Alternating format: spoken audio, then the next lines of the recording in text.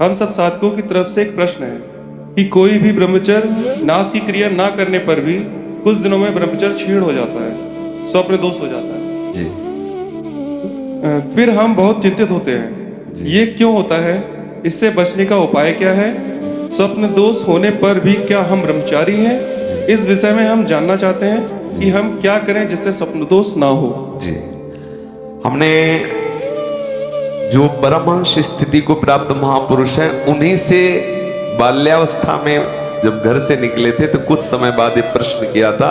नजफगढ़ स्थान गंगा किनारे है, श्री ओंकारानंद सरस्वती जी उनका नाम था, वो अंतर ध्यान हो चुके। तो उनसे प्रश्न किया था कि महाराज जी, कोई भी शारीरिक काम चेष्टा ना होने पर भी उपासक के शरीर से जो वीर्यपात होता है, क्या उसका ब्रह्मचर्य क्षीण माना जाएगा?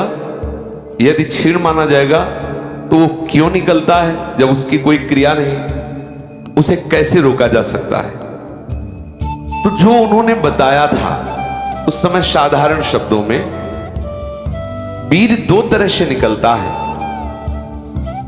एक तो जो घातक है वो उसी के शरीर से निकलेगा जिसने हस्तमैथुन किया है या गंदी क्रियाएं करके बच्चापन से ही वीर को नष्ट किया है। जैसे 12-13 वर्ष की अवस्था है और उस अवस्था से आप अपने कुसंग के कारण वीर का नाश कर रहे हैं, तो कुछ वर्षों तक हस्तमैथुन करने वाला या अन्य गंदी चेष्टा करने वाला ये नहीं जान पाता है कि इसके द्वारा मेरी हानि हो रही, वो नहीं समझ पाता, क्योंकि जीवनी शक्ति भगवान अपनी तरफ से देते हैं। वो बिल्कुल ना खाए और हस्तमैथुन करे तो भी उसको समझ में नहीं आएगा।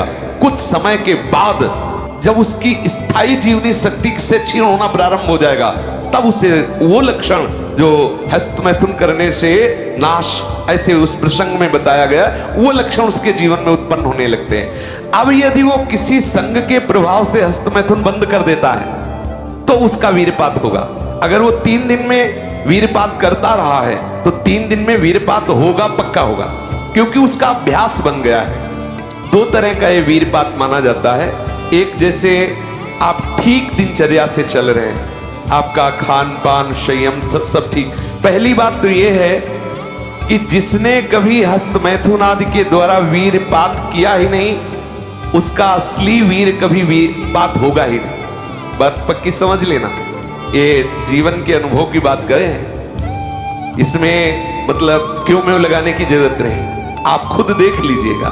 यदि आपने कभी हस्तमैथुन नहीं किया, कभी किसी भी तरह से जनेंद्री का घर्षण करके वीर्यपात नहीं किया, तो आपकी वो संतानोत्पत्ति की क्षमता वाला जो वास्तविक वीर है वो स्वाभाविक निकल ही नहीं सकता। यदि आपने मार्ग दे दिया है फिर उसके निकलने का मार्ग हो गया है। तो एक होता है, परमहंस जी ने बताया कि एक होता है कि आप सो रहे हैं और आपको बिल्कुल पता नहीं, मतलब बिल्कुल कोई काम का संकल्प नहीं, कोई क्रीड़ा नहीं, और आप जगे, आपको ऐसा लगा कि वीर्यपात हो गया, वो दोष नहीं है। जैसे जब हम गुड़ बनाते हैं तो उसमें गंदा फेन निकलता है ऊपर, पतोई कहते हैं गांव में। जैसे अरहर की दाल जब उबाली जाती थी गांव में तो ऊपर उसका फेन निकलता है, ऐसे ही ये शरीर का विकार निकला, ना कि ब्रह्मचर्य नष्ट करने वाला वीर है। बहुत ध्यान पूर्वक सुनने लायक। उपासक को उसमें परेशान नहीं होना। आपको बिल्कुल पता नहीं चला, कोई चेष्टा नहीं हुई, किसी भी तरह की हरकत नहीं हुई, और आप जगे और आपको लगा कि वो हमारे वस्त्र गंदे हो गए, तो वो आप ब्रह्मचारी ही हैं, आपके ब्रह्मचार्य का नाश नहीं हुआ, वो जीवनी शक्ति नहीं निकली। और आप हस्तमैथुन या अन्य क्रियाओं द्वारा वीर्यपात करते रहे और आज आपने रोक दिया कि आज से नहीं करूंगा, तो बंद नहीं हो जाएगा, वो चलेगा। अगर आप ठीक नियम से चलेंगे तो 6 महीना लगेंगे आपको उसको कवर करने में, 6 महीना लगेंगे। और अगर आपने प्रमाद स्थिति की, वो तो निकल ही जाता है, फिर हमको करने से क्यों मना किया जाता है? तो आप देख लेना, कुछ समय बाद आपकी हालत बहुत गंभीर हो जाएगी, जो आप बता भी नहीं पाएंगे किसी से। क्या गंभीर हो जाएगी?